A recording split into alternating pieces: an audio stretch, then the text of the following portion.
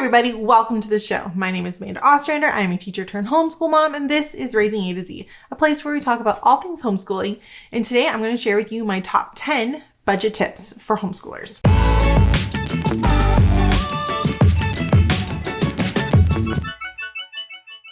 It is coming up on that time of year where a lot of homeschoolers are starting to look and think about what next year might look like and starting to think about what next year's curriculum options might be and what they might need to purchase, what they might need to get.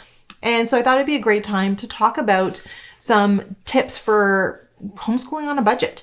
So today I'm going to share my top 10 tips for homeschooling on a budget, things that are just like practical, easy, make sense, but make a big difference. Tip number 1, have a plan. By having a plan, I mean, take some time to sit down, go through what your next year you're hoping it looks like, kind of figuring out what you want to study, when, where your kids are at, what you're going to need, what you think they'll get through. Come out with like a realistic plan, because I know so many parents who are just like, every month they have no idea what's happening next. Every time they finish something, they're like, what's the next plan? And that is when you start having to buy things kind of like last minute, and like you can't wait for a sale, or you can't, wait for something to come up. You're kind of buying random materials all the time. When you're doing those kinds of things, you're paying for extra shipping, you're doing all these things. So by generally having a plan of like what you want to do over the course of a year, what you might need, what novels you might cover, by having a general plan, you can plan ahead and you can do some of the other tips that are coming up to kind of mitigate some of those costs. I know I'm a little extreme in that I generally sit down and plan a whole year of like what we're going to do from September to June. That video is coming up. Stay tuned. But even just planning like a couple months in advance, like if you're like a Unistudy family like we are, and like saying, hey, I'm going to figure out what we're doing from September to December, and just having that plan of like, this is what we're doing for the first couple months, A, makes your life so much better. And B, it actually lets you like plan a few things out. It lets you take advantage of things that are sales that are coming up. It lets you do a lot of things. And then you're not scrambling to buy things last minute and often end up having to pay extra for things like the more expensive product, things that aren't on sale, shipping costs, all of those things. So having a plan is the number 1 tip that I have. Number 2, have a budget. I can't tell you how my parents I know don't have a budget, or think they have a budget and don't actually know what the budget is, or like just buy, and then are like, oh, maybe I didn't like that, or maybe I didn't need that. So having a budget is just, I mean, when I say have a budget, I have an actual dollar amount that you want to spend per kid for a year, or for your family for a year. I think family works a little bit better, personally, because your younger ones typically need less curriculum, or their curriculum is less expensive, or there's a lot more options out there. And as you get older, older kids need more, and it tends to get more expensive. So like by having like a family budget, you can kind of like borrow from one kid to the other in terms of like your costs for things. But having a dollar amount, like this is what we're hoping to spend for this year, this is my expectation, and trying to stick as close to that is really a good idea. For us, in my head, my budget's around $2,000 for a year for both my kids.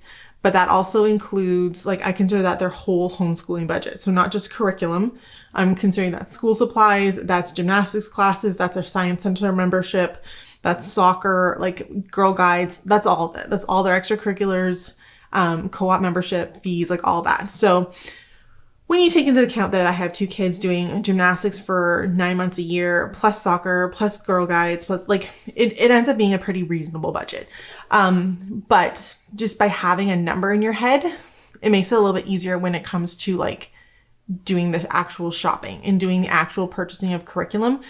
That can be helpful. So having a budget is have a real number in your head of like what you are comfortable spending. Number 3, prioritize. What I mean by this is when you're looking at curriculum, especially because I know this is where a lot of parents feel like this is the best place to save money. When you're looking at curriculum, decide what is the where you want to put your money. So for example, I often recommend to most parents that you probably want to put more of your like curriculum budget into something like math, because a lot of parents don't feel like they are adequately prepared to teach math on their own. And so like parents often want like extra support when it comes to math. That's typically what I see as a homeschool coach. That would be an area where say like, hey, you might want to put like 30, 40, 50% of your budget towards something like math, where you as the parent feel like you need the extra support to teach that subject, versus something like science, because science is everywhere, but you can find so many great science units for next to nothing. Like in terms of like the cost of materials, sometimes that's like, while you could definitely go out and buy a $200 science curriculum for the whole year, and it would be fantastic. If you're saying like math is not my strong suit and it makes me nervous to teach math, it might make more sense to invest that money in something like that versus, like I said, science or social studies or history, where you can find lots of great unit studies, novel studies, things like that for relatively inexpensive costs. Like you can find a science unit on Teachers Pay Teachers for like $5 to $10. And potentially, depending on how many kids you have in the age range, teach both your kids for that unit study cost. So definitely figure out where your priorities are going to be in terms of curriculum and allocate money kind of that way. And then start by buy the big thing first, and then trickle down and move it towards move down your list of priorities. Number 4, teach as a family. If there are things that you can do as a family, do them.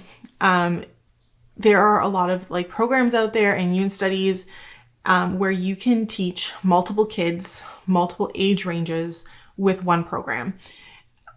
These are great because they do save your budget quite a bit. We've been starting using Brave Writer, and Brave Writer is technically for like, we're using the DART level. It's like ages 8 to 10. I am tempted, actually, I'm thinking about like maybe using it with Zoe, who would be age 7 next year, and just having her do like less spelling words or less like cutting the sections in half and stuff, because then I could buy one program and teach both my kids the same lessons in the same unit and read the same book and still get like the most bang for my buck out of it in that sense. I also do this with all of my social studies, all of my science, all of my history, my geography. We're doing one lesson, and I just expect less from Zoe and more from Alexi. That's just kind of how I run it. But there are also a lot of programs where they have different levels when you purchase a unit, and it has different levels for different kids. And so by doing that, you are, like I said, you're purchasing once and you can use it across the board. Number 5, buy used. There are some great used products out there. Don't be afraid to buy used. There are like used curriculum sales where people are selling kind of their old curriculum books, or they're selling like their old math manipulatives or blocks or shapes, 3D shapes. They have their own old books. They're like, I've bought so many things that are like used from friends or whatever, and it saves a lot of money. I'm also a huge fan of like the thrift store, or for like me in particular, we don't have great thrift stores here in Sudbury, unfortunately. There are some, but they're not great. But I am a huge fan of the used bookstore. There's one here in Sudbury, Bay Used Books, that we use. I'm at there all the time. And then if I'm ever heading down south, I always stop at the one in Perry Sound. I think it's called Barely Used Books with like a bear. Anyway, I'm at the used bookstore constantly because I can find some really great options for books. I just pulled a couple from Bay Used, which is great. Like some bookstores, you can like send them a list of what you're looking for, and they'll just like pull whatever they have in their stock, and then you just pick it up, which is really, really nice. So I just did that, and I sent a list. They had 3 of like the 7 titles that I had, but like some of these books came in at like $3, and the cover price is like $15, $20, $25. One of them's a hardcover book. The price on the cover is $17.95. I got it for like $4.99. Like that's a huge difference, and it's a book. Like that's great. Definitely like buy used if you can. There's some great things out there. And sometimes it's just fun to go to like a curriculum sale. Not gonna lie. Definitely if your area has like a homeschool curriculum sale for used curriculum, go check it out because people are selling off some cool stuff, like really cool stuff. And it's gonna be way cheaper than buying it new. Number 6, use your library. Libraries are fundamentally underutilized. I think homeschoolers do a better job than most groups in terms of utilizing the library, but like don't be afraid to like check out what your library actually has to offer. And I don't mean just books or computer services, which I think most people think of. Yes, books are great. I get books from the library all the time. I send in my little, like, I go on and like reserve my books and they like pull them all and it's just waiting for me at a pile at the library checkout, which I absolutely love. Super great. But like they have so many cool things happening at the library. We did a whole month of like classes at the library for free. All I had to do was register. The kids did like snowflake art. They did book binding. They did, I'm trying to think, they did like a clay class. They did that. I have them signed up for making paper, like a paper making class in a week or two. Like there's so many cool things that are happening in your library. So classes are almost one of them. Summer programs. A lot of them have like free summer programs, concerts, weekend activities. There's like a science club in town at one of the libraries. That's super cool. Other things you can get from your library that are just fantastic. You can get, if you want to grow gardens, you can get seeds from the library. You can get, some libraries have like games, toys, or puzzles that you can like check out and borrow. Another thing that our library does is like winter sporting equipment. So I think you can check out snowshoes and like go snowshoeing in the woods. And then also like during the summer, ours library does provincial park passes. So you can check out a provincial park and pass and then go, I think you have it for 7 days and you can go visit however many provincial parks you want to go to for that 7 days. That's a fairly big expense. And like, I don't know if you've been to a provincial park lately, but they're not, even like day pass use is not cheap. And this would be like a great way to like go and do that and not have to pay. It's literally free. You just have to bring it back at the end. I personally, when I do my book orders and I pick them up from the library, I get really excited because our library has started the thing where you get your slip that has all your books that you checked out, obviously. But at the bottom, it says how much you save versus buying them new. And I'm just like so excited every time to see like how big that number at the end is. And like monthly, like when I do my monthly book run, I'm averaging like $200 to $300 is like, this is how much you saved. Anyway, it's a little thing. It makes me very excited. Definitely check out your local library and see everything that's happening there because there's a lot and not enough people utilize what's happening in their libraries. Number 7, consider a membership. This is something that I've been doing kind of even before we started homeschooling was we got memberships to things. And the reason why I'm a big fan of a membership is sometimes people don't do the math of how often or how expensive it is to visit a place. Visiting certain places is so expensive. Whether it is your science center, your local zoo, art gallery, like whatever your museum, whatever you're visiting, chances are it's not cheap. And especially if you're going with like, me and 2 kids. I figured our science membership was like $15. No, it was $20 for each kid. And I think I was like $27. So it was like $50 a trip for me and my 2 kids to go to the science center. A membership was like $170. I'm like, we have to go 4 times in a whole year and we've covered the cost of our membership. And it's a local place. We go all the time.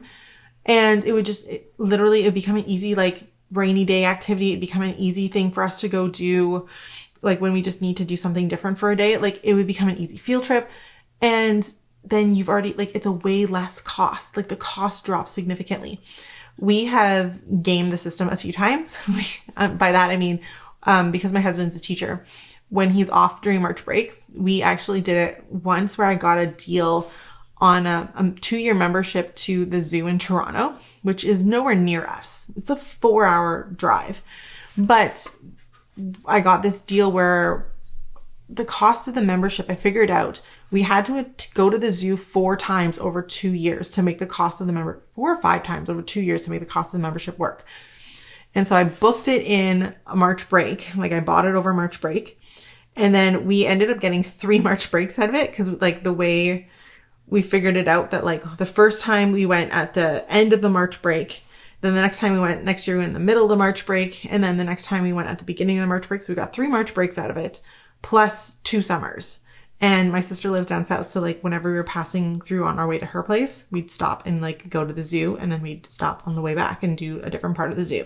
So sometimes it makes a lot more sense to like get the membership than to like go. One time I figured out to go to the aquarium. We did the aquarium once. The membership, we had to go twice in a year to get the cost of a membership for a family of 4. It was actually cheaper than two visits a year. So definitely look at a membership. The other nice thing, like I said, it becomes an easy field trip. It becomes an easy place to go if it's local, like to just get out of the house and do something different. And what we have kind of done is we pick one membership for the year. So right now we have the Science Center membership. So like we're going to use the Science Center membership. That's kind of where we're going to go. That's the focus of what we're doing for this year. And then when that one is done, we will look at like a different membership. So like maybe the year after we'll do the zoo again, or maybe we'll do something else. And so that kind of gives us like, we're rotating through different memberships. And so that things always stay fresh and new rather than like always getting like 4 or 5 memberships. So definitely look at the cost of a membership, especially if you're in an area where it has lots of things. Lots of activities for kids. And sometimes those memberships have really cool benefits. Like when you get a membership for a science center, there's a lot of memberships, a lot of science centers that have like an agreement that if you go to their science center, it's free to visit them too. So when we go to the science center here, we can also visit the science center in Toronto and Ottawa and BC and like all different places too. So it takes a little investigation. It takes a little bit of like research, but it can be a really great way to get out of the house, do something cool and educational and not cost you a ton of money. Number 8 is all about sales. Not enough people take advantage of sales. If there is a curriculum company that you love or a store that you love to purchase from, I have 2 email addresses. One is like my regular email. The other one is a different email where I just sign up for like emails from companies. And when I'm no longer interested in a company, I delete it off of the list. But in that second email, I get all kinds, like it's where I love like to get my chapters, like Chapters Indigo sends me an email. The Learning House sends me an email. The Good and the Beautiful sends me an email. Old Navy sends me. That's where all those things go. And I get to like, I can kind of see when there are going to be promotions and things that are going to be able to, I can get like the biggest bang for my buck. And that can make a huge difference in terms of being able to save a little bit of money. If you are planning ahead, like I said in tip 1, and you sign up for these things early, you can like sit around and you have the ability to wait until a sale comes up. So even when you have a company that doesn't have a ton of like products that go on sale, but maybe they run things like a free shipping event or something like that, you can still save a significant amount of money by waiting for a sale and kind of doing a bigger bulk order if you're going to get free shipping or something like that. Another thing people don't take advantage of enough as homeschoolers is like back to school sale time. The cost of school supplies is astronomical these days. Like everything's up. I understand that, but like school supplies, back to school time, if you can stock up on a couple things, pencils, markers, pencil crayons, paper, like all those things are going to be way cheaper in August and early September than they will be any other time of the year. Every year, a back to school time, Crayola markers, the standard pack goes on sale for $1.99 at Walmart every year. If you try to buy Crayola markers, that exact same pack in October, November, March, it is going to cost you minimum $6.99, $4 more. So what I do is I look at things that we use a lot and go through a lot. So we typically go through about, sometimes it does take a little bit of like getting to know your kids a bit, but we go through, I figured out my kids go through, I want to say 6 packs of markers a year, 1 or 2 packs of pencils, pencil crayons, how much paper they go through, and I will buy it all in September. And then they have it throughout the year.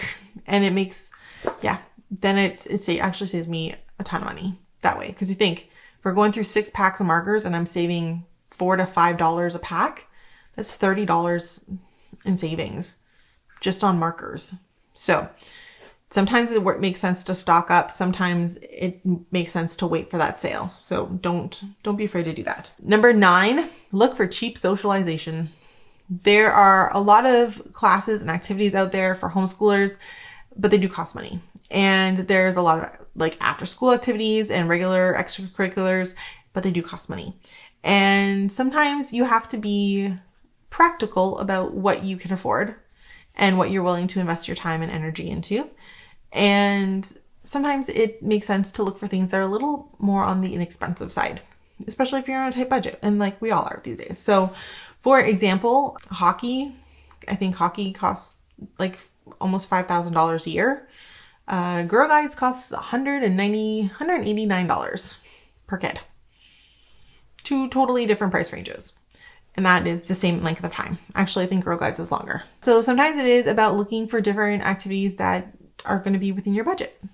And sometimes it's about being creative. So, like I said, hockey versus other sports, hockey might not be a great fit for your family if you're on a budget. It's an expensive sport, but there are a lot of other recreations out there that are far less expensive. My kids do a kids choir at church, totally free.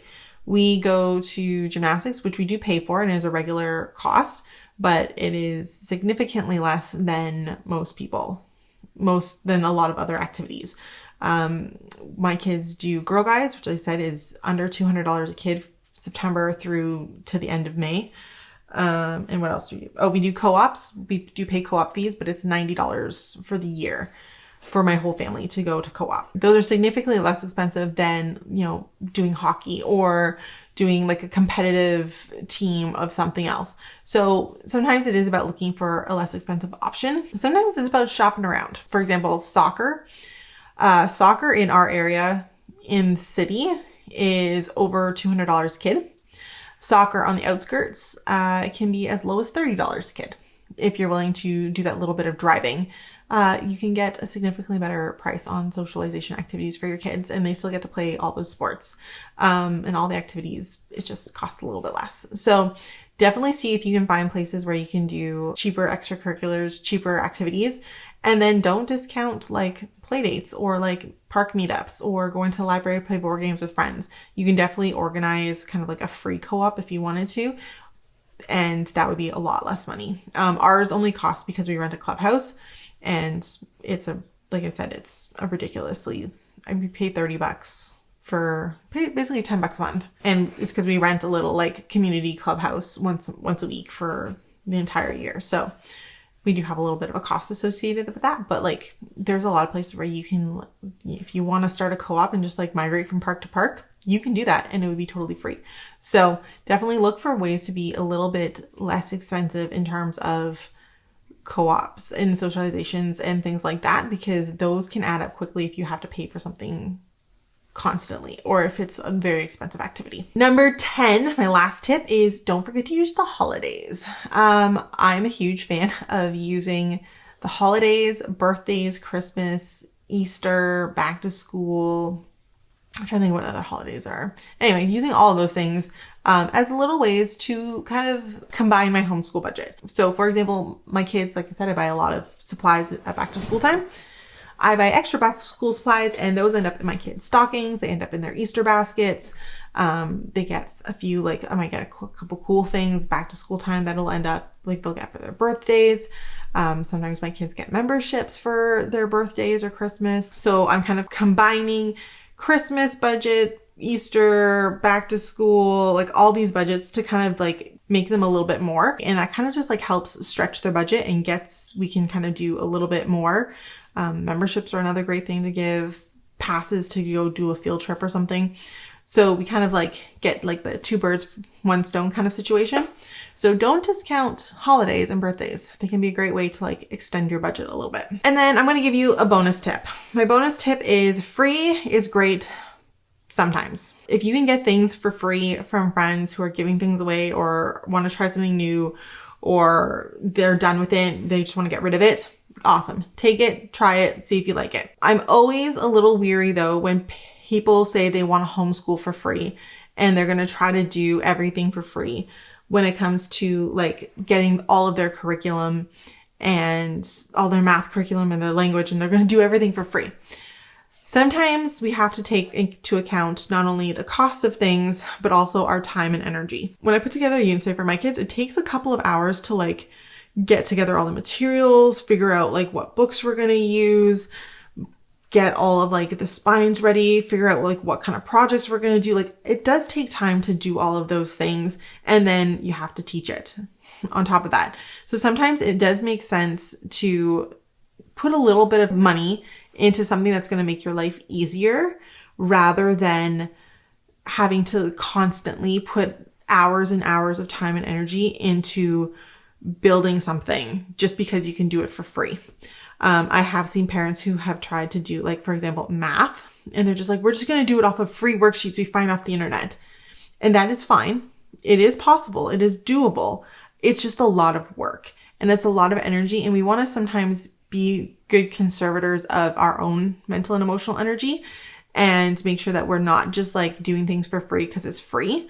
We want to try to make sure that we're also taking care of ourselves and not burning ourselves out by having to spend hours and hours and hours getting a math program together when it's free, when there are some really inexpensive math programs out there where you could like jump math.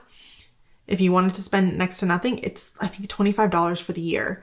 It would be a full math program for the year versus how much time and energy are you going to spend looking for and making sure you're covering all the topics you want to cover and doing all the printing everything off and all of that. So sometimes we do need to make sure that we're like taking into account our own time and energy. And while free is great, free can be super helpful. It is not the be all and end all and is not our goal. We need to make sure that we're keeping things practical and that we're taking care of ourselves too when we're doing that. So those are my top 10 budget tips for homeschoolers. If you guys like this, make sure you subscribe and click the bell. Consider becoming YouTube members where you get some really cool bonuses like early releases, bonus videos, a monthly review of what unit study we're doing. And then make sure you follow us on Facebook, Instagram, and TikTok to see some other cool things that we're doing on a regular basis. Thank you so much for watching, and I'll see you guys next week.